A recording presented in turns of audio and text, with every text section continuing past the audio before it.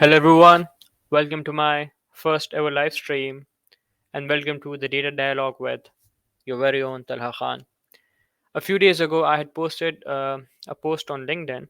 Posted a post. I had posted on LinkedIn about wanting to help people who had recently lost their jobs and who wanted to get in the field of data. Honestly, I was only expecting a few people to show up, but the response that I got was overwhelming. So thank you so much, everyone, for your support. And here I am today, as promised, to help you understand what data is and what data analysis means. Now, a little bit about myself. I am a data analyst, a senior data analyst. I have been in the field of data for almost 8 years now, and I just work with data in short. Currently, I'm working at RAP Dubai. It's an amazing marketing agency, precision marketing agency, and it's a lovely place to work at. So, I won't waste your time on telling about myself. So, what is Data Dialogue? It's just a newsletter that I'm starting to send you some weekly updates about data, some material to learn, some articles to read, so you can have good knowledge in the domain of data. Now, let's move on to this session. Now, this is mainly about introducing yourself to data, understand some basic concepts, and what exactly is data analysis and why do you need it. To be honest, being a data analyst is one of the best things you could do. Why? Not only choosing this field as a profession, but also it helps you immensely in whatever you do, whatever job you have, whatever profession you are into, whatever industry you are in. You can always use data analysis to come to optimal decisions. There's always an optimal decision and decisions. There's always there's always an optimal decision, and you can always find that using data. So this, since I also conducted a poll to understand where you most of you are in your data journey, and majority either have never heard of data or have just started their journey. So this entire presentation and session is based on thinking of those two segments of audiences. Now, what we are going to talk about would be what is data in general, what's data analysis, what's process of data analysis and types of it, what's data visualization, what is the roadmap you should, not you should, but you might want to follow if you want to start into this field, what are different roles in the field of data, and then we'll also do a mini project on Excel, and then there's a boring section which I've called bonus. So, what is data? Data, you this is something you might have heard all your life, but when I used to hear the word data, this is what I used to think of, something very complex, something that I wouldn't even want to look at twice. And it used to look scary, but it's not. It's not scary at all. It's not that this monster you see that might scare you. And I'm here to make sure that you don't get scared of data. Now, what exactly is data? As simply as I can explain, it's a collection of facts or observations. Now, these could be numbers, it could be text, it could be images, or videos or sounds. Your name is also data. In fact, it's a data point. Let me give you a few examples of data which might be very relevant to you. The step counter that you have on your phone, you might be able to see the number of steps that you've walked today, this week, this entire year. That's data. And if you see that you have not walked, please start walking. It's good for your health.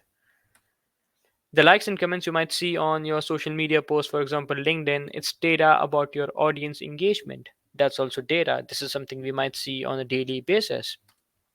Now, why do we use data? Why? You might have heard the word data almost once every day or once a few days. Why do you want to use it? The three main reasons that I can think of why we should use data. One is to find answers. The other one is to identify problems. And the last one, or the third one, is to look for solutions to these problems. Now, at the same time, this is a misconception I also had, data and information. You might have seen so many people using, or even you might be one of those who might use information and data interchangeably. Don't do that. Information and data are two different things. Data is not information. Even the information comes out of data, but they are not the same thing.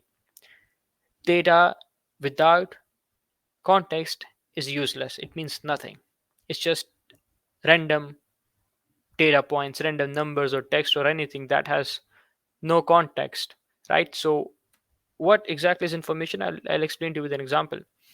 If you look at these numbers, they won't make any sense to you. Just see it's numbers, there's 6 digits, but what does it mean? What are these numbers? There's no context. So let me add a little context. I add this dollar sign.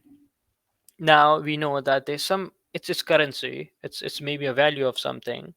But again, what? It's still not enough. This still is not it's not information. It's still just data. Now I'll add some more context. I'll say that these figures are sales of anything. I'll leave that to your imagination. In 3 quarters of, let's say, 2022. Now that's information. And that's the difference between data and information. This is data, but with context, it becomes information. This is the textbook definition of it. When you process the data to extract information, and then you use that to make decisions, solve problems, validate ideas, or understand a situation. Now, what are insights? That's also a buzzword that's been going on for, I don't know, ages. But how is insights different from data and information? Let's just say it's the step that comes after information. So you derive conclusions and meaning from information. That would be data. Sorry, that would be insights. My bad. For example, looking at these numbers above, you can derive a very basic insight that the sales have been increasing quarter over quarter. So they started from 220K and then they moved to 770K. That's a very small insight, and then you might want to dig deeper into why this happened, what happened in these quarters that influenced these numbers. Now you will need a lot of more data for that. You can always dive in, but this is an example of a very basic insight. What are types of data and how many types of data do we have? We have two types of data. This qualitative and then this quantitative.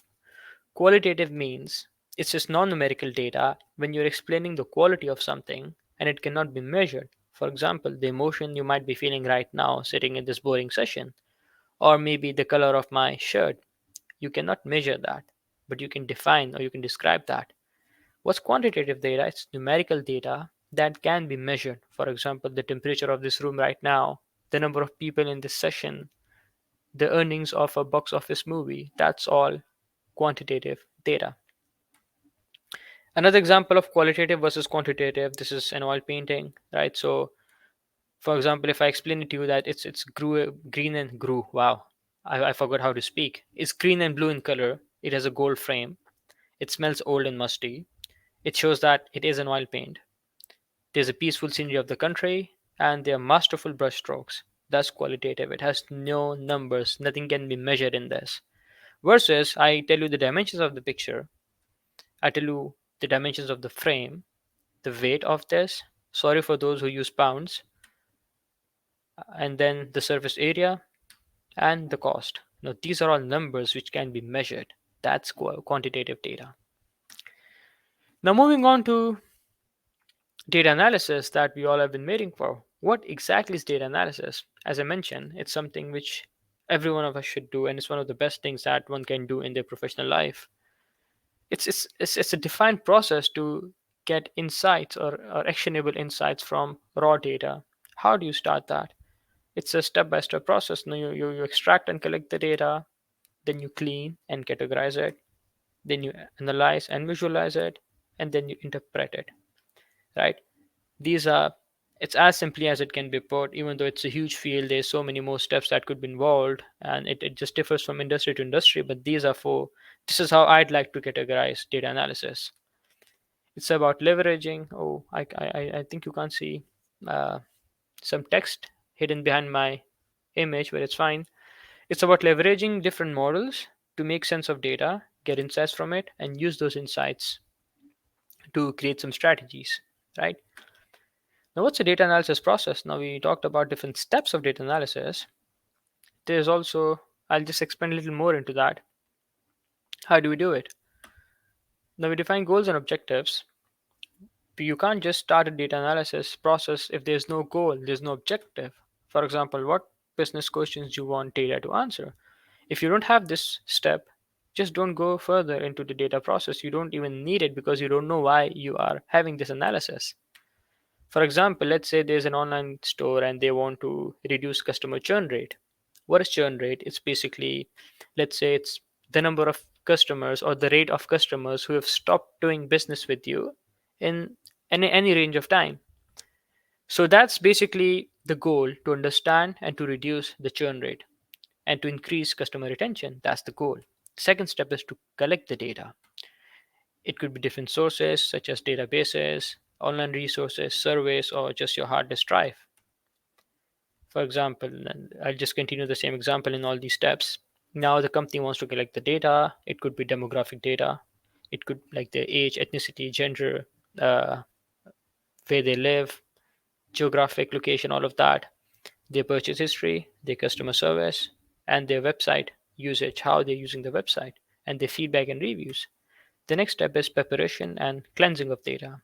Now, once you have data, this step is very important. By the way, you can never ignore this step.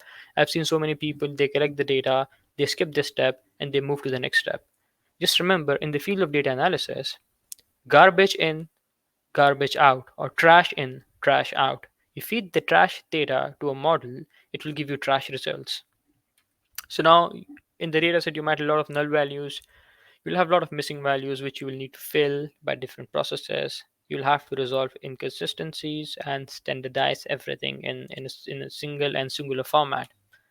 Now, in the data set that a company collected, they might have duplicate records, missing values, different ages being recorded in different databases of the same customer, and the dates are all in different format. They're in month, date, year, they're a year, date, month. All of this needs to be standardized. Once this is done, we move on to the next step, which is to use this data to identify trends and patterns, right? You may apply different logical processes, mathematical methods, or just use common sense by feeding the data in a line chart to understand the trend of your customer churn rate. Now, you might understand by looking at the data, you might find that people or customers who spend less than a certain amount or have not made any purchase in the last 6 months or have certain number of customer service complaints are more likely to churn. Now that's your finding. Now you understand these findings and you report these findings by applying different visualizations, creating written reports, or presentations to provide actionable insights. For example, you might create a report that tells the different predictors of churn. What are the factors that cause churn, right? Proportion of customers at risk that might be churned. Churn. I don't know if churned is the right word. Well, but that might be at the risk of churning. And then how can you recommend different strategies to increase retention and reduce churn? For example, you might give an idea of targeting at-risk customers with special offers, with discounts or with some exclusive events, or you might also recommend to improve the customer service by investing in some of the tools or processes. But remember, this is not where it ends. That's where most of people end their process. It does not and it should not end there. The most important step is not the most, I already said that before. The second most important step would be feedback and continuous improvement. Once you have the data, you have the report, you have done everything, you have some insights and recommendations, you seek feedback from the stakeholders. These stakeholders are those people who make these business decisions. They might be in the sales department or the marketing department or the customer service department. And when you implement these recommendations, for example, make some special offers to some customers, you need to understand the results of these new efforts and recommendations and then implement that and re-implement that. Maybe this was not the best one, maybe there's another way you could have gone to, and you need to test all of that. You don't need to stop at just creating a report and sharing with stakeholders. Now, for example, you launch the personalized campaign and you figure out that customers respond to a certain type of offer, or different segments respond differently to different offers. Now, you may use this data to feed back to your entire data analysis process and understand what kind of offers engage the most customers, what group of customers like what kind of offers, and then you may optimize your marketing strategies based on this. Now, these are different processes, or let's say not processes, basically steps that I like to take in my data analysis approach. And I've explained this to you with examples so you're very clear cut on how data can be used. Now, how many types of data analysis do we have? Well, we have four types of data analysis. There's descriptive, in which you find the what, like what happened in past. You identify historical data, not identify, sorry, you understand historical data and see what has happened. It's just the what happened in December of last year. What was the product that was sold the most? What was the region that had the highest sales? For example, I'm using marketing examples because I work in that field, so that's something which is on top of my head. Then you have diagnostic. Now, when you know the what, you need to know the why. Why something happened? Why you had the best sales in this region, or why you had the worst performance of a particular product in another region. This is also very important, and you need to know the whys behind the whats to be able to derive some meaningful conclusions. Then we have predictive analysis. This in this stage basically use the past data to try to understand what could be in the future, what could happen in the future. Of course, it's not 100% certain. You can never know the future. But if you have a lot of data, let's say past 5 years of data or past 4 years of data, and then there's specific trend that's been followed each and every year, and there's just a little changes in that trend, you can extrapolate that data and understand what's going to happen in the next quarter or next month or next year, and then make your strategies accordingly. It could be any business. Then there's prescriptive analysis. Now, in this analysis, you basically recommend different courses of action based on all the previous steps that we just talked about, right? So it's literally like prescribing something or prescribing a solution, like a doctor prescribes you medicines. Here we prescribe solutions or recommendations to the stakeholders and the business users and the C-suite cool people.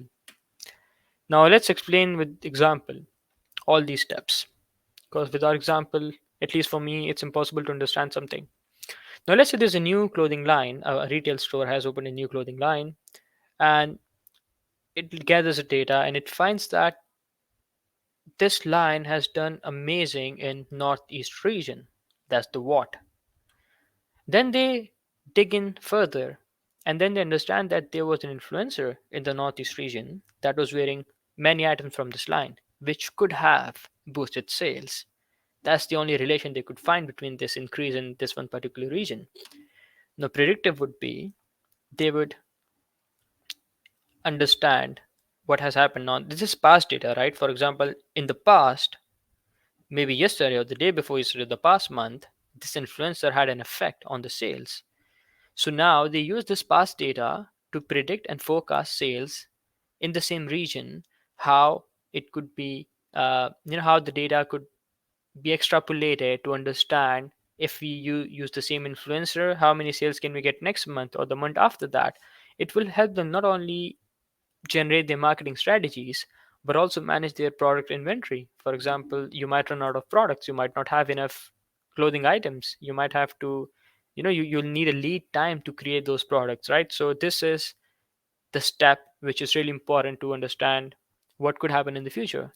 Then this prescriptive analysis. Now, based on all the data we just talked about, all these examples, let's say now they know that a particular influencer had an effect on sales, it boosted it.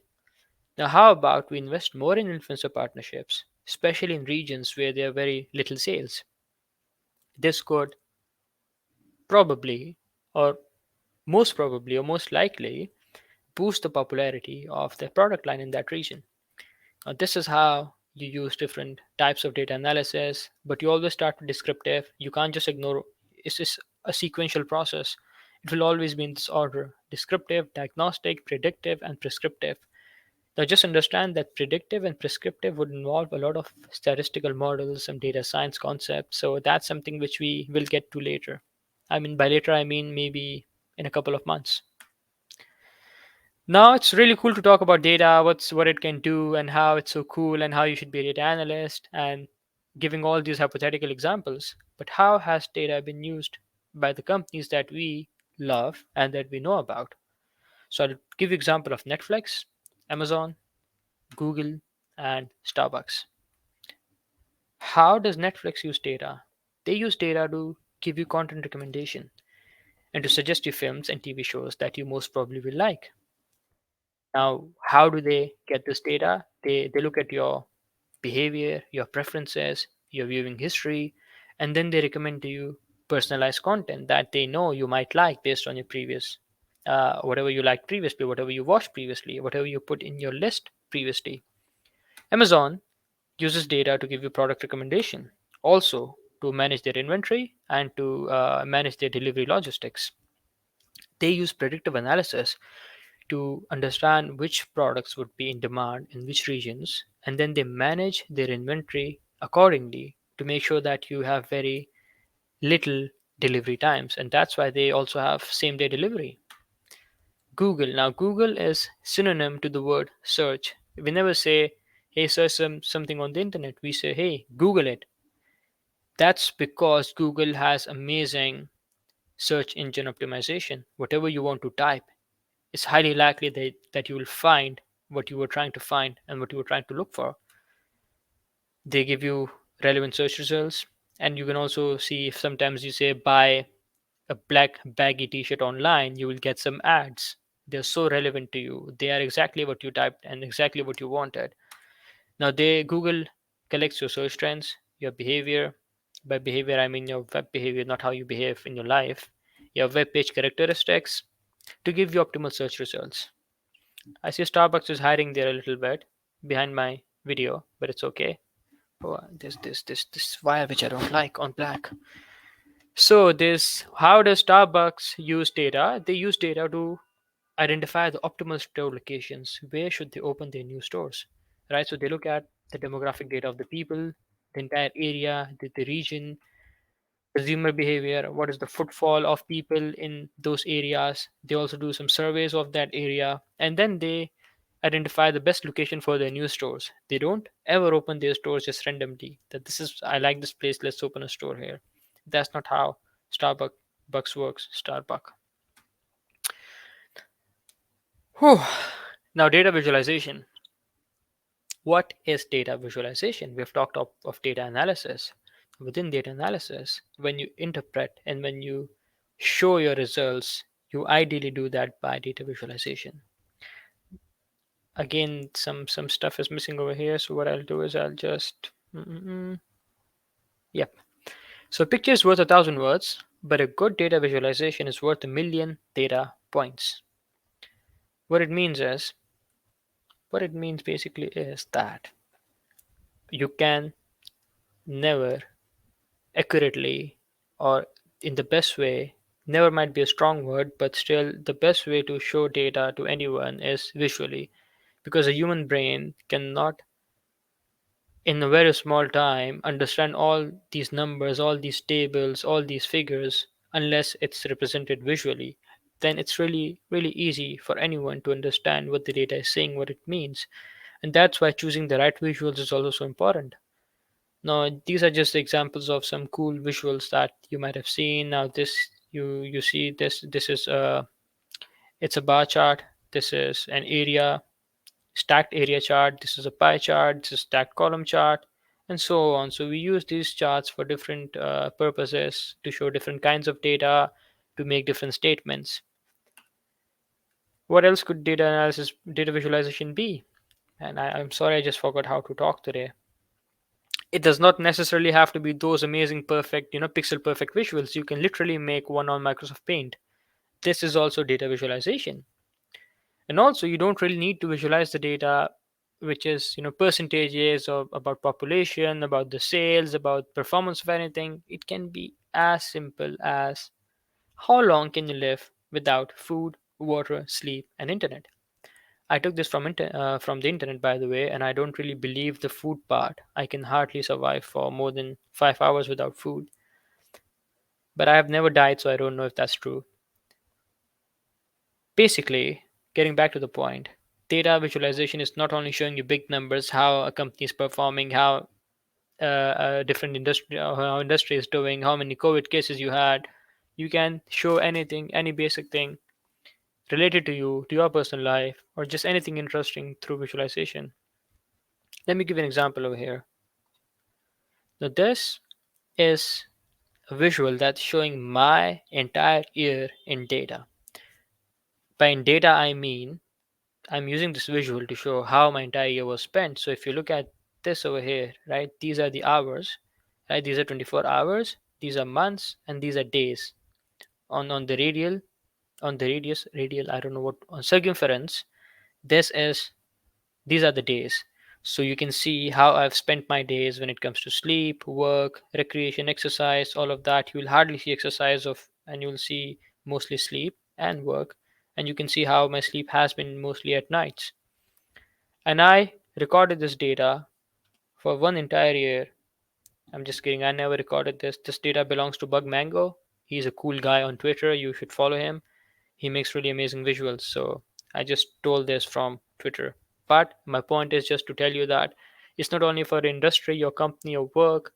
You can visualize the data. You can analyze the data for literally anything that you want. By anything, I mean anything meaningful, not just something which doesn't mean anything. Now we know what are visuals. Now, what are trends and patterns? We talked about, analyzing trends and patterns. But what exactly is a trend and what is a pattern? All these visuals and charts you see over here, these are used to show trends and to show patterns. Now, I think I'm just repeating myself. Now, trend basically is when you want to analyze how your different data points, or how even your single data point, how your sales have been in past 1 year, or how the temperature has been rising globally for in the past 12 months, in the past 6 months. You'll see a trend. For example, for temperature, we know there's global warming. You will see an increasing temperature. So here the trend is an increasing trend of temperature over xyz time period. Similarly, if you look at the sales, or if you look at COVID cases, they're decreasing. So there's also a trend there in terms of COVID cases. So let me show you with in the next slide, right? So what kind of trends do we have? We have an uptrend where something's increasing over a period of time. And just by the way, always remember that when we talk of trend, we ideally like to talk of trend in time. It needs to be in time. So what happened in XYZ period to any data point that you're talking about. So let's say we talk about COVID cases in 2019, we saw an uptrend on that. Then let's say in 2022, we saw a sideways trend where there was not a huge increase or huge decrease. And then let's say in 2023, we are seeing a downtrend. This example might not be accurate, but I'm just trying to explain it to you. Now you can also see example over here how what is the trend of data creation, right? Like globally on the internet or anywhere on your hard drives or in different companies and industries. You can see from 2009 to 2020 there's an uptrend. We've increased from maybe 200 exabytes to 40,000. I don't know how many zeros in exabytes we have, but I'm sure there's plenty of zeros. So which means it's a very big thing. Then now we've talked about data visualization. What is storytelling? Now storytelling is a buzzword that's also been flying around. And I have some mixed feelings about this because when a word becomes a buzzword, people often tend to misuse it, which I'm not really a fan of. But storytelling is very important.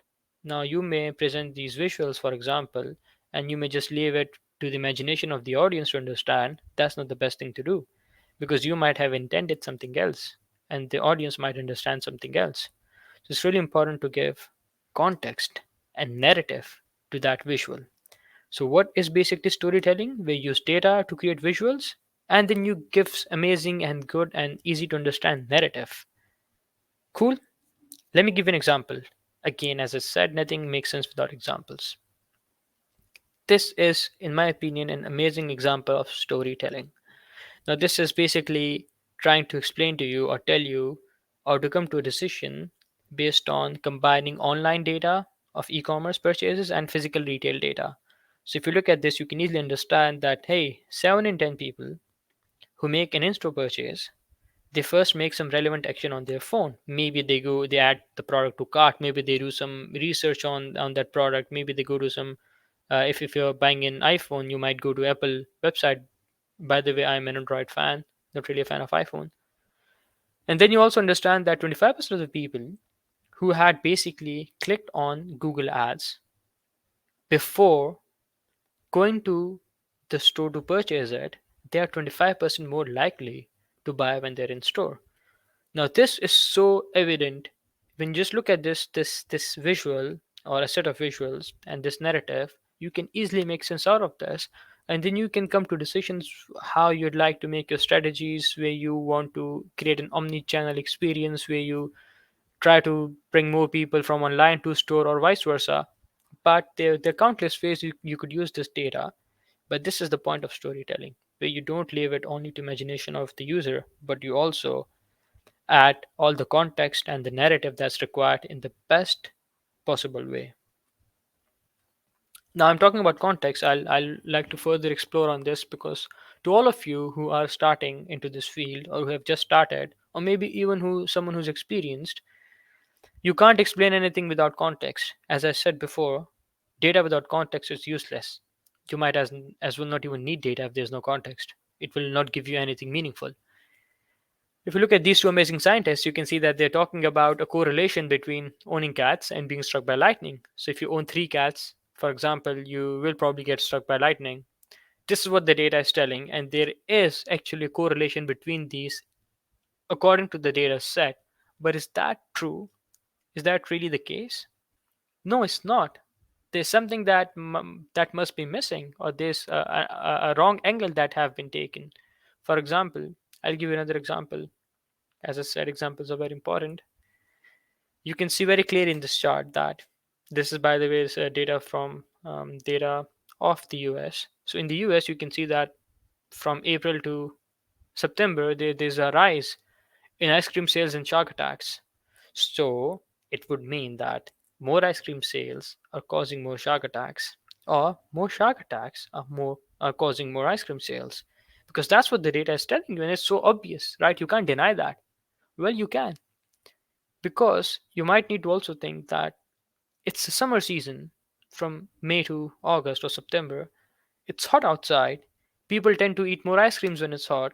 People tend to swim more when it's hot and when it's warm. And when people swim more in the ocean, they are more likely to get attacked by sharks. There's no relation at all between ice cream sales and shark attacks, other than the fact that it's hot and it's summer. So, whenever you're doing analysis, you always need to keep context at the back of your head, in fact, at the front of your head. And also, if you see two things are just related, you need to make sure that they are actually related and not just what data is showing you. You need to think of all the angles that could be possible, external, internal, with data, or maybe just do some research and understand, because sometimes you might not have enough data points. So you might need to do external research, get some primary sources of data, which is surveys, interviews, focus groups, or secondary sources like going to websites on Statistica and Forrester. Forrester, yes, Forrester, I think.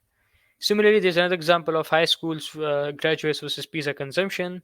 That, well, over the years, pizza consumption has increased because there are more people graduating, or vice versa. Again, that's not the case. The reason is that the population is increasing, and the percentage of people who eat pizza versus percentage of people who are graduating, that's also gradually increasing. So both data points are increasing, but they have no relationship with each other, except for the fact that the population has increased.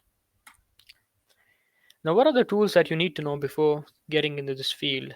This is a question that I've been asked so many times on my posts on LinkedIn, on DMs, and this is a very important topic, I think, because of course you can perform data analysis without tools, but then that's next to impossible. I think you do need tools to perform data analysis and do your job properly. So you think just need a few tools, maybe a few more, maybe, or maybe just a couple more. These are all the tools that you need to get started. Take a screenshot of this, by the way. I'll just remove myself because it's really important. I'll give you 2 seconds to take screenshot. Now you can delete that screenshot because it's just stupid to learn all these tools before getting started. This is actually all that you need to be a data analyst, and in fact, a good data analyst. Now, a lot of people in their 8-10 years of experience don't use any tool besides these. These are the most sought after tools, the most used tools that any company uses in the field of data. I'll talk more about these. So there's Excel. You can see the first one is Microsoft Excel. There's SQL. There's Power BI, which is a visualization tool. There's Tableau, which is also a visualization tool. There's Python, and there's R. So if I were to go back and if I were to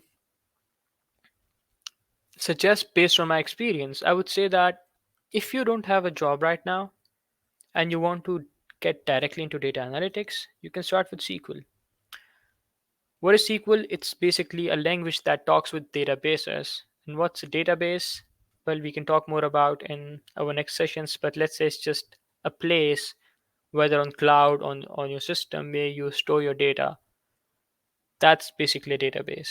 Now, if you do not have a job, you have a lot of time, you can just directly get onto SQL. But if you do have a job, I would recommend starting with Excel because chances are that you or your company already use Excel.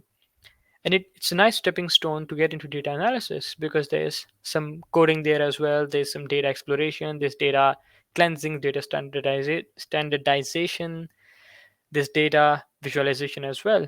There's pivot tables, which is an amazing and powerful tool in Power BI. Sorry, in Excel. What's wrong with me? I just keep thinking of Power BI. I like Power BI. Anyway, so these are one of the two tools that you can start with. I wouldn't recommend starting with both because you only need one. And in my experience, I have hardly used Excel in my life. I've mostly used SQL. But chances are that the company you go to, they don't even have a database, right? They only have Excel files. How would SQL be useful to you at that point in time? So I would recommend you to start with Excel. If I could go back in time, because I started with SQL, now if I could go back in time, would I choose Excel? No, because SQL worked for me. Wherever I worked, there were databases to work with, so I wouldn't change it. Now, next, pick a visualization tool. You can pick either Power BI or Tableau. There's so many tools out there. There's ClickView. It's ClickSense now. There's Zoho Analytics. There's Looker Studio, which used to be Data Studio. But these are the main two tools that are used by most of the companies, and these two are two of the most advanced tools that there is that there are. Please pardon my English. I don't know how to English today. So what did I choose? I chose Power BI because I am a huge fan of Power BI and overall Microsoft Suite. So I would choose Power BI, but it's up to you. You can just have a quick intro to these two tools on YouTube and see which one do you like more. But I would recommend Power BI. Then choose a programming language, either Python or R. Python is basically a general purpose language, which is very good for data analysis. R is specifically for statistical analysis. So these are the tools that you would know. If you want to take a screenshot, please do. But please don't get into all that ordeal of understanding so many tools, learning everything in the data domain. Because by the time you're done learning half the things, there'll be new concepts, there'll be new tools, there'll be new technologies in the field of data, and you will never learn enough. And again, you can't read in all of that information. So pick one of these tools, start practicing, then pick another tool, then start practicing. But this is the entire suite of tools you need to be a very good and efficient data analyst. Now, I'll give you an example over here. This is data which is scrapped from LinkedIn job postings. And these are the skills, or let's say the tools or skills required by the jobs for data analyst entry level positions. Now you can see on now this is also an example of a good visual. This is a bar chart. Sorry, this is a column chart. So on the on the y-axis you see the likelihood of this one of these skills to be in the job posting, and on the x-axis you can see the skills. So you can see Excel is the most sought skill for over 45% of the jobs, or there's 45% probability that Excel is going to be in a job posting, followed by SQL, then Tableau, then Python. So you can see how important these two skills are. And I would again recommend most of you who have jobs start with Excel, then move to SQL. Those who don't have jobs, have a lot of time on their hands, start with SQL. Cool? Cool. Now, again, so many people, and even me, I used to have this question all the time: what are the degrees and certifications you need to get started in this field? And how some or many of you are not from a technical background, and you're always concerned what are the degrees and certifications you need to have jobs or to at least learn the field, or get familiar with the field of data analysis. On this screen right now, These are all the degrees and certifications you need to get into this field. You can't see anything because there's none. In fact, if I could go back, I might as well even drop out. I'm not recommending any of you to drop out, please, if you're still studying. Complete your degree. It might be useful one way or the other. But you don't need any specific degree, you don't need any certification to get into the field of data. Certifications are nice if the course content is good, but just as a piece of paper, certifications mean nothing. Similarly, degrees mean nothing if they're just a piece of paper and the entire content, the syllabus, the curriculum is not good. What else do you need to become a data analyst? We've talked about all the tools you need, what should be the tools, what when you should use these tools, in what conditions you should use these tools on a very high level. What else do you need to be a data analyst? Let's talk about soft skills or your temperament or mindset. So one of the most important things, or the most important thing, is analytical mindset. You don't really have to be mathematical to be analytical. You just have to be logical. So you need to analyze each and everything in your day-to-day life, not just at your work, to be a good data analyst. For example, what I do is whenever I buy something expensive, like a a refrigerator or a washing machine, which I don't buy very often, but still a mobile phone, I tend to compare that with with different models, different price points. See what are the features, what are pros, what are cons, what are the sales and offers on different kind of websites. So I am using this, and most of you, I'm sure, are doing the same. So this is you being analytical about something. You're using data to come to an informed and the most optimal decision that suits you the best. So you might not know, but you probably might be analytical. The second most important thing is attention to detail, because when it comes to numbers, you can't miss anything. And you can't just believe or trust what someone says. You have to verify. You have to verify each and everything, because people can lie, but data cannot. And you might sometimes miss something very, very insignificant. Like if you're doing something on Excel, you might have a wrong, what do you call that, parenthesis on in the formula, or you might have some issue in your syntax in Python.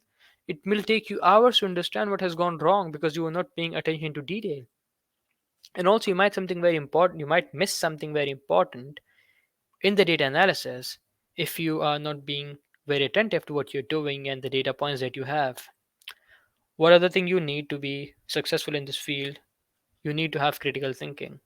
As we explained, the what phase, when it comes to the why phase, that's why you will need a lot of critical thinking to understand why something has happened. What could have influenced that? What might have happened in that region during that time, or in any case, what could have happened that caused whatever data you see? Why it happened? Why do people do what they do? Why do businesses perform the way they perform? Why were the sales high? So this is the kind of mindset that you need to have. Now the second most important thing, it would be fourth, but in terms of priority, it would be second in my opinion. If there were only two, I would add only analytical mindset and curiosity. You need to be a curious person by nature to be a good and a successful data analyst or anyone in the field of data.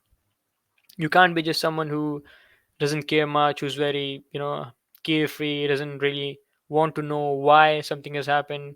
It's linked to critical thinking, but also curiosity of learning more tools or, no, or different concepts of learning what's happening where, of learning all the new technologies that are coming in.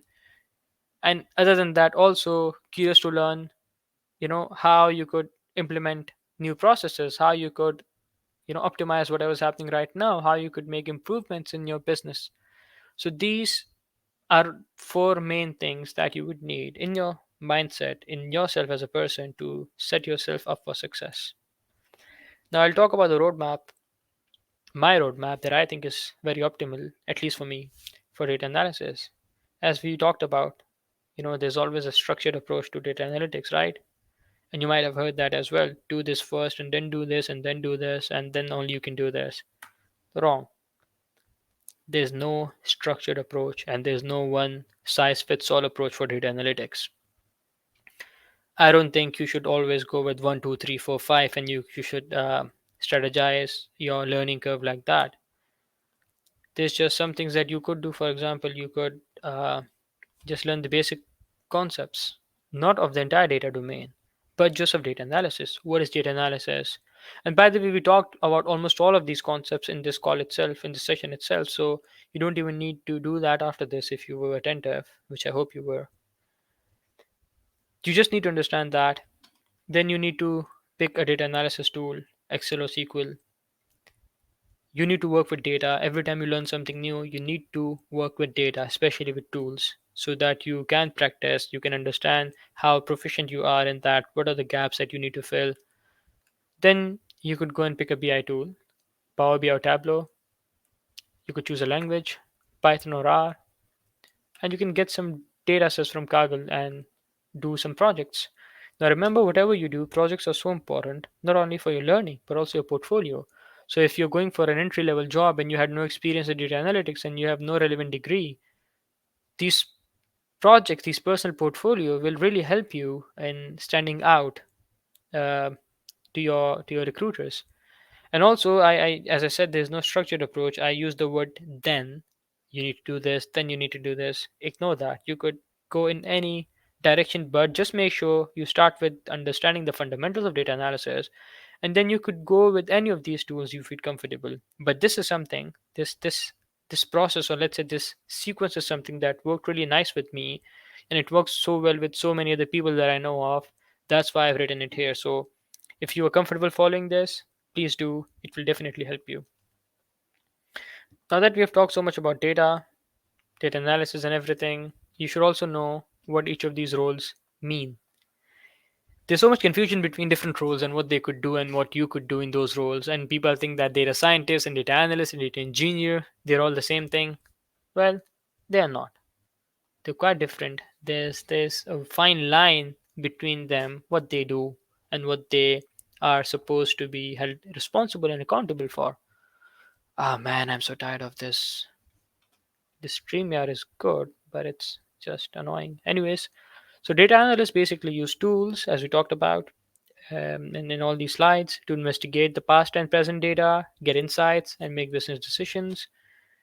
Then you have data engineer. Data engineer basically work largely on constructing the infrastructure of the data. For example, the data that you get from the database, your job is to extract that data, but who creates that database in the best way, in the best optimal, I don't know if I should combine these words, but in the most optimal way to create different tables and different data marts so that you could use that data for your analysis.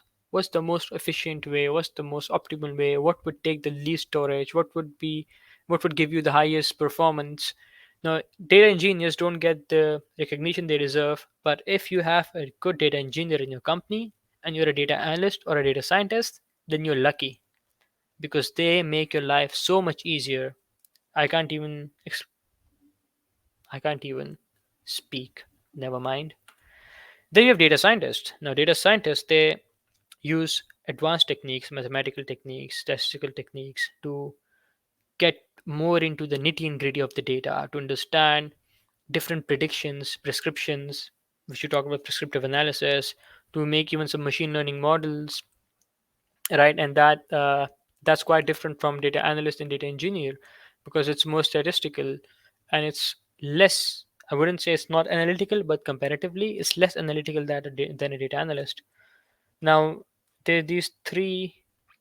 I also posted this on LinkedIn just to, if you can see the difference in the skill set. So you can see data analyst is more inclined towards data visualization, storytelling, reporting, business insights. Data engineer is more towards deployment, data pipelines, databases. Data scientist is, I won't say jack of all trades, but they're also in the field of data visualization, storytelling, and business insights. But they're mainly towards machine learning modeling, stats, and experimentation. Now, that is something which data engineers and data analysts don't do ideally. Again, this is not an exhaustive definition of the roles and responsibilities. In the end, it always depends on the organization that you're working at. For example, you might have to do all these three roles yourself if you don't have a big team, or you might have to be a combination of data analyst and data engineer. That is something you can always run on the Run on the fly. Oh God.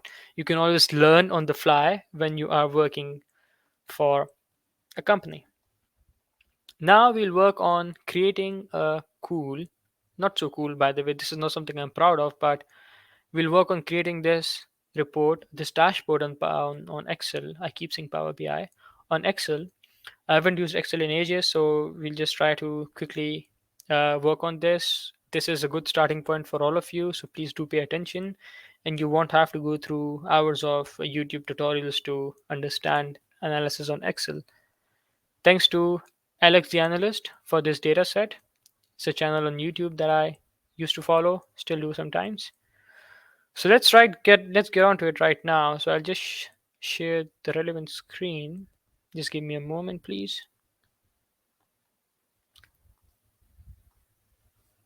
Cool. I hope you can see my screen. Oops, what happened here? All right. So now this is a data set about bikes, right? About the bikes purchased in specific regions and how they're relevant to people, their genders, where they live, if they have homes or if they have cars, if they have houses, what skills they have, what versus the education status that they have. How is owning a bike relevant to all these fields, all these data points? Now, let's take a step back and talk about the data analysis process. We said we follow a process of starting from understanding the objectives and goals. Our objective is to see who owns a bike and what might influence a decision to own a bike or not. That's the objective. The second step was to collect the data. We'll skip that step because we already have the data. We'll move on to data cleansing and data, let's say, transformation or standardization. What I like to do is always I just like to select all the fields first because you can see a lot of things are missing here. I don't like to manually expand these, so I just select everything. I press Control Shift Command on Mac and double click on this.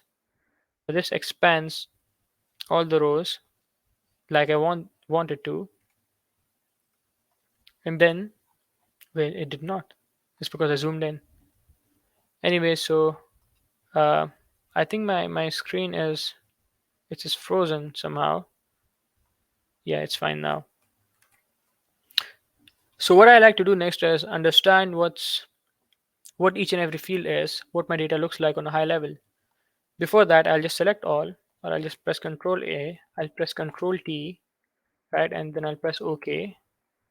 This will give me a table. Now, this will really help me understand.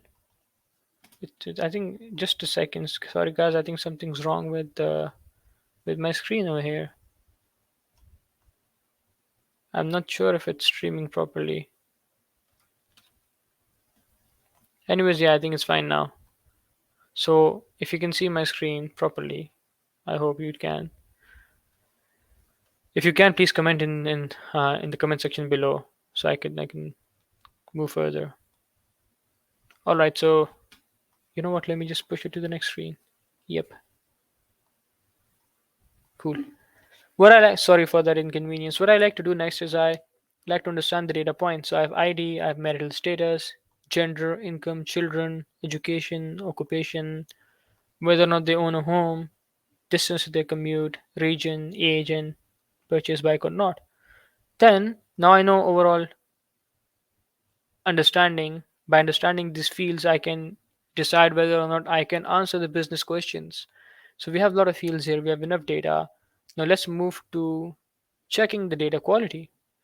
So you can see in marital status we have M from married. Then we have marry. We have S for single, and then we have signal. So this is something which we need to fix. Now, even though M and S might be obvious to you as a data analyst that it means married and single, but think of it as from a business user's perspective. Is it easier for them to understand what M means or just write marry altogether, right? So I'm sorry, married. What happened to me? So what I do is I control shift down, I press control H, I find M, I replace it with married. I click on replace all. Then I find S, I replace with single. I replaced all. Now we had noticed two more issues as well. Yeah, now this might be something interesting for you. See, this married and then this Ari.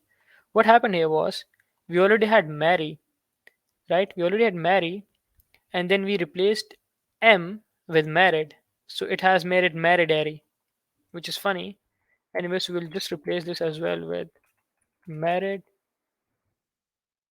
and then there was something called signal, if I remember correctly. Yeah, you can see there's it has also been changed. So I'll just copy this and replace with single. This all cool. Remove the filter. Here we are. Then again, we have gender. We have F and M. It's better to have male and female. So we'll press Control H. F with. Now I could go with male. Let me show you something very interesting, right? I'll write female. Now what's gonna happen now is, now if I write M and I replace with male, it will again do what it did in the previous step. It will say it will replace this M with male again within female. So if you look at now, it's female early. I don't know what that even means. You just press Control C. What I'll do is I'll try to tackle this a different way. I'll first replace males and then I'll work on female. Here you go, it's fixed. It's quite stupid, but it is what it is. Then we have income. In income, I can see that there's everything is fine except for this one word which says 10,000, and all the other entries are in numbers. So I'd like to fix that. I click on this. I press Control H. I just Control A, Control C, Control V, and I make it 10,000. That's all. Also, I'm not really a fan of these. The what do you call that? These decimal points. So I'll go over here in Home, and I'll just remove. Wait, what just happened? Wait a second. It's this is embarrassing. Anyway, so yeah, first of all, my bad. I look at this. I look at the data type. It says custom. I'd like this to be number or currency. I will choose number. Then what I'll do is I always like to have commas to understand and to read it easily. And then I don't like these decimal points. So I'll just remove that. In children, everything seems fine. Wait, it does not. These blanks. So what we'll do is, this is how we fix null values most of the times. I'll just press Control H. I just don't put anything, leave it blank, replace with 0, replace all. Here we go. This is also done. Education seems fine. Occupation seems fine. Yes, no, fine. Car seems fine. Commute distance looks fine to me. Region also looks fine. Ages also look fine. And this also looks fine. Now, instead of this, I just like to change this column name to owns a bike. Or in fact, let's make it bike owner. Cool. Now that we have the data set ready, we have everything which we need, what we needed over here. What we'll do is we will create a pivot. So pivot is basically a very powerful tool on Excel that helps you analyze the data and drill down. So how we'll do it? You go over here, you press Control A. No, my bad, sorry. You go to Insert, go to Pivot Table. It says to select the table or range. Now you go to this sheet, you select all, you press Control A and you press OK. Here it is. There's a pivot table. Now what you can do is in pivot table is very easy. Just drag and drop these fields that you want to see in different values over here. You have filters, you have columns, you have rows, and you have values. So what I want to do is I want to see the average salary range for people who own a bike versus people who don't own a bike. So I'll just click on income. Now since its values already, it's directly just it just came automatically to the field of values. I want to see that with respect to bike owner or not. So now this might look very weird. It's because this is giving a sum of income. I don't want that. I want the average. So I click on this drop down, I click on value field settings. I select average, I press OK. So I can see that people who own a bike generally have higher salaries or income as compared to people who don't own a bike, meaning that they have more purchase power, which could which could be a reason or an influencing factor to buy a bike. So again, I don't really like these full stops and all of that. So I mean decimals, I'll remove that. That's one thing, right? But that's not good enough for me. I also want to know a gender breakdown on this. So in fact, I'll just bring it to rows. Now I want to see the salary split, average salary between male and females, and I can see that males have higher salary, average salary than females. I also want to see between males and females and their salaries who owned a bike versus who did not own a bike. This is one thing that I want to do. Other thing that I want to do is, so what I'll do, I'll just make a copy of this, another pivot table. I'll try to now find, let's find think of something else. Maybe want to see how is the commute distance affecting the likelihood of owning a bike.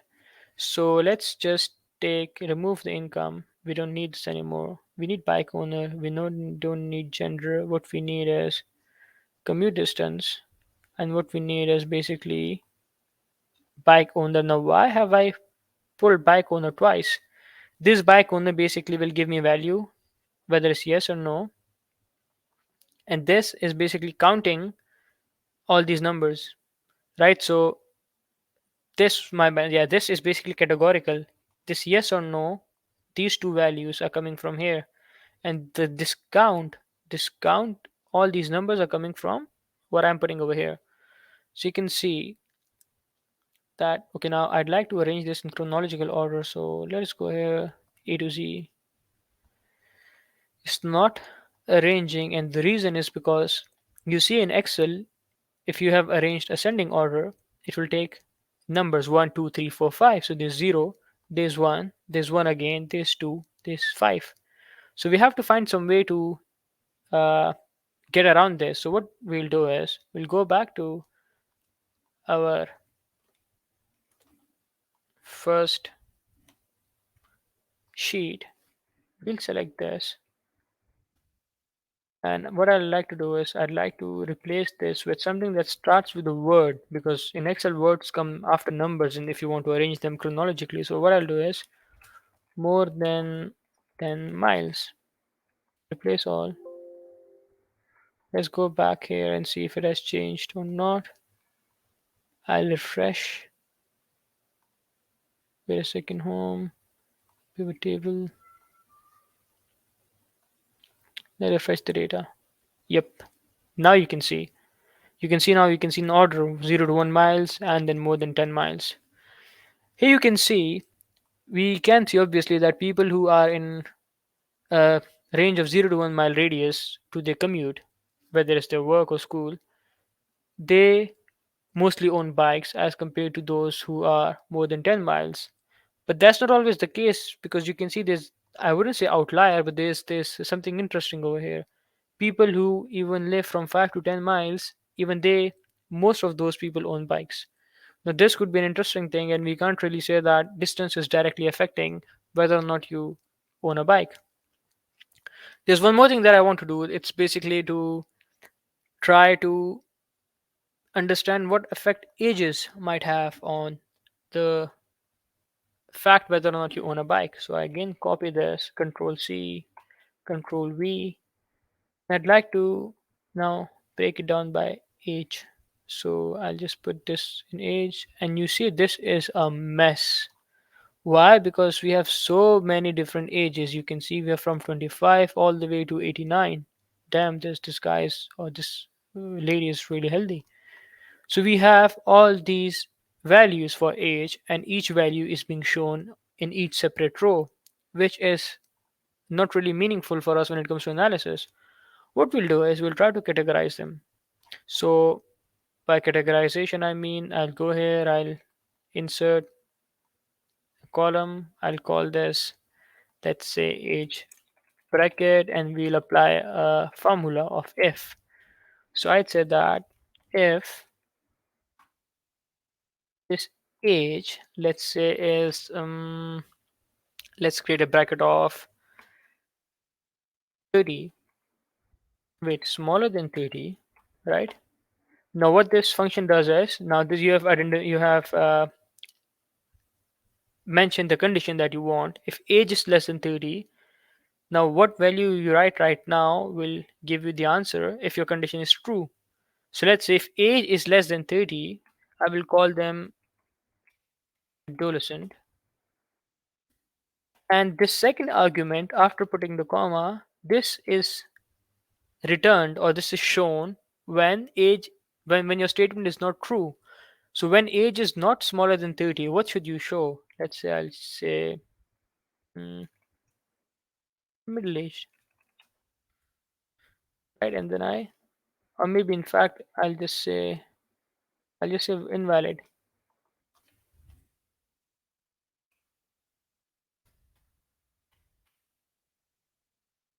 Cool.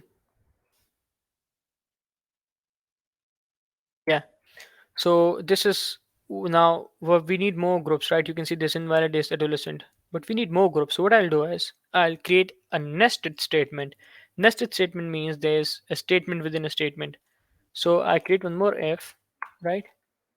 And forget about this. And I say if, let's say, age is, mm, we said smaller than 30, right? So if age is greater than 30, or let's say greater than 29, because it will miss 29 otherwise. If age is greater than 29, we'll call it middle aged. And if not, then it will, oh, you gotta be kidding me. If not, then the next statement starts of if, right? Now this statement itself will act as the return if this statement was true. So if it was false. So if age is greater than 29, we'll get middle aged. If it's less than 29, Excel will start analyzing this. Okay, so if it's less than 30, give adolescent.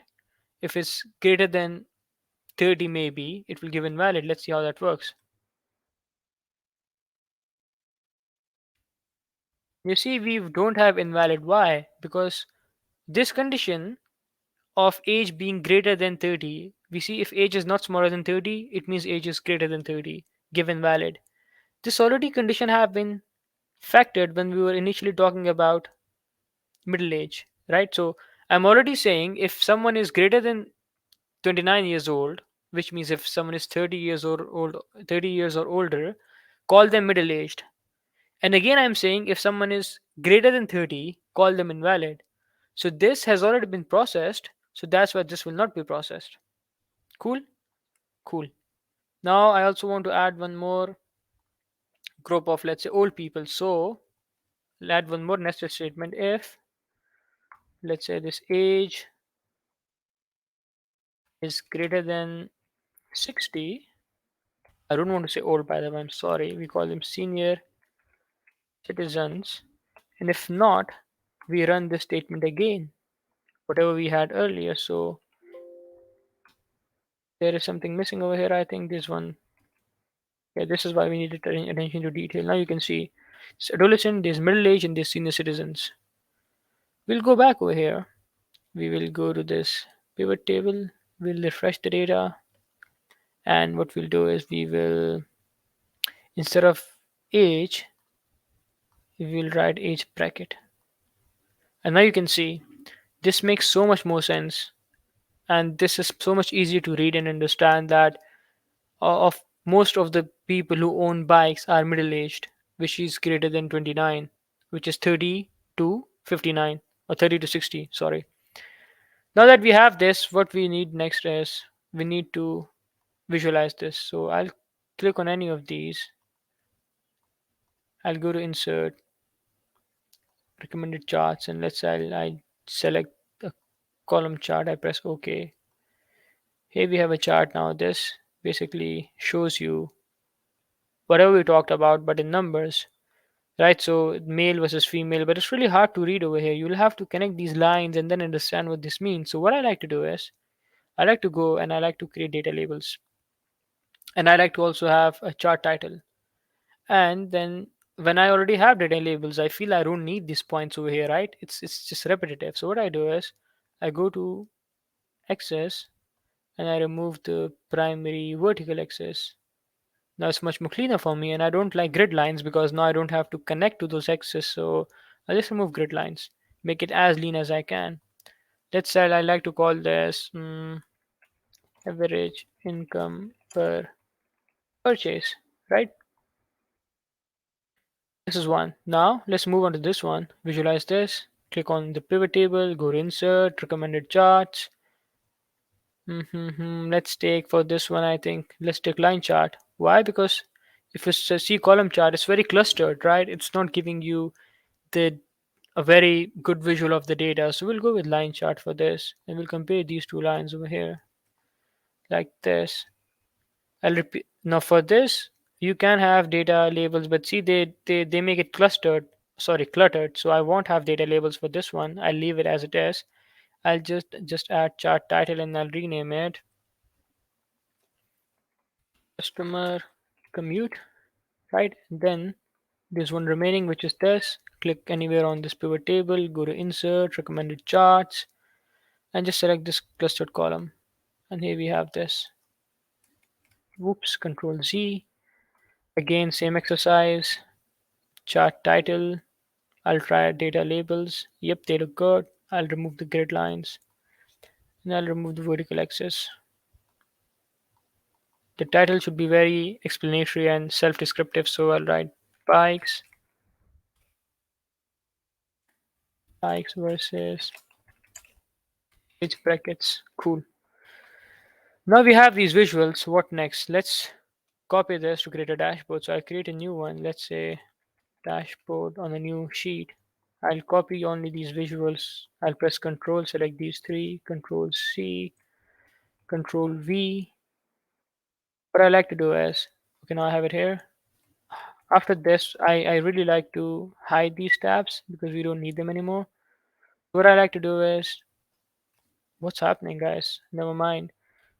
So I just like to take this, give some color, probably dark blue, and merge that. This is, let's say, this is the header of your, is where your title of the dashboard would be. So let's say let's do bikes, sales, dashboard, and select this. Let's try the size, make it in the center. It's not looking good because it's black and blue, they don't go really well. So I'll make it white and I'll make this bold. Cool, looks nice now. And I don't like all these grid lines. So what I'll do is I'll go to view, I'll click anywhere on any cell, and I'll remove grid lines. Now we have a very clean and lean report. So now we have to arrange these charts. So I like to have this over here, and this over here.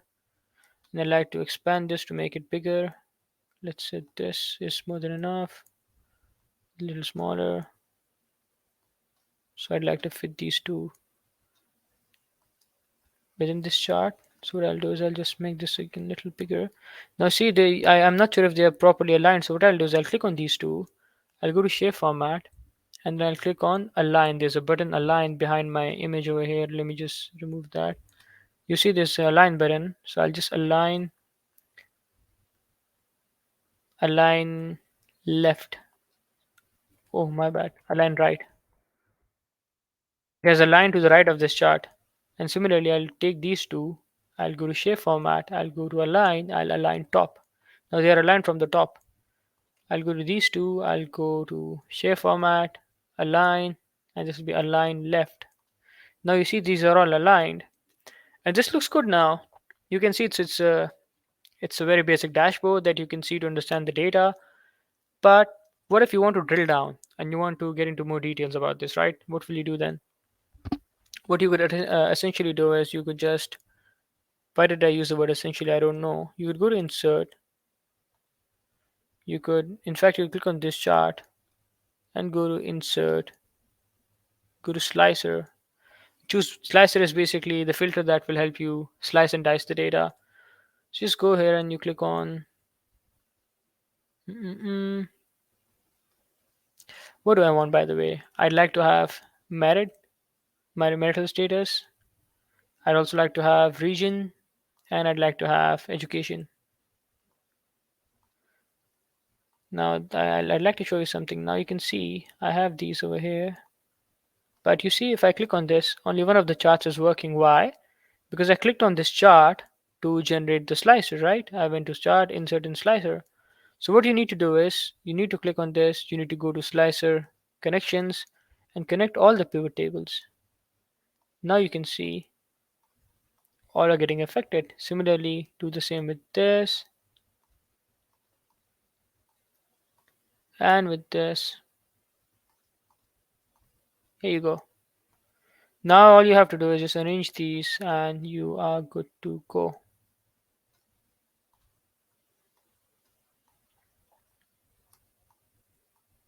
You can drill down by regions, by their education, by their marital status.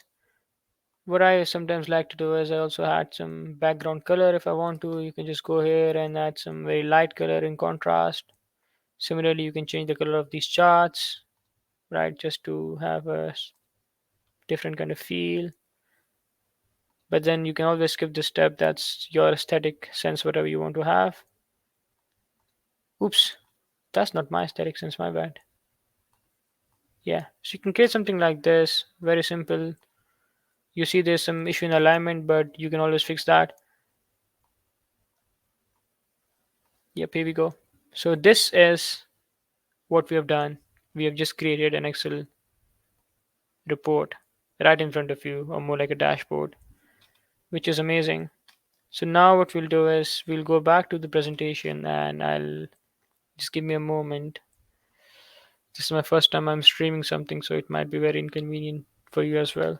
Yep, we're done. Cool. Now the final and the bonus and the last session is it's a bonus session. By the way, I hope you guys understood what I was explaining in the Excel analysis and you got something of worth from that. In bonus session we have I want to talk about your profile and your resume, your LinkedIn profile and your resume. This is just an example of an amazing CV. So one thing that I have noticed as a recruiter as well, because I do have experience in recruiting people for data roles, is that the CVs tend to be very wordy. They don't really reflect who you are, and they're just I did this, I did this, I did this, I conducted this, I researched this, I investigated this, I implemented this, and that's it. I implemented 20 dashboards, and that's it. It makes no sense to me if you're not trying to explain the value and the impact your work had. Let's say I created 20 dashboards in a matter of 6 months that improved the efficiency by 30% and reduced man hours spent on manual reporting by 80%. Just an example. That's the kind of statements you want to make on your resume, right? Because you want to present each and everything that you did as an achievement. Use numbers wherever you can. Use use numbers wherever you can, and also talk about different communication that you had with different stakeholders. Because when I used to hire that, I used to love that someone is working with different stakeholders because you're not working in a silo. You're working with someone. You know how to communicate to management people, non-management people, and all of that. Also, work on your LinkedIn profile. Don't leave it very generic. Spend some time on that. Take it seriously, and it will really pay off. I'm just rushing through these sections because I'm respectful of your time, and we've uh, gone past like 20 minutes, gone over 20 minutes. I'm just tired. Ignore me. So until we meet again, I need you all to practice these functions in Excel, to understand what SQL is, and to just understand these five basics of statistics. It won't take you more than a few hours to practice all of these things, even if you don't know anything about it. So just do that. And then what's going to happen next is we'll talk about each and everything in details. We'll talk about database and data modeling. We'll talk about SQL. We'll do some projects as well. We'll talk about data visualization and storytelling, ETL, and foundations of data science. That's all. I'm thirsty. I'm going to go rush and have water. Please write in the comments how, if you find this session useful, what you'd like to have, what you learned from this, and if you'd like to see me again for another session.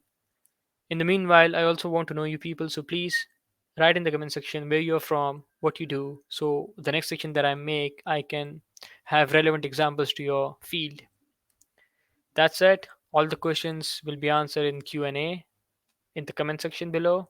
Thank you so much and bye.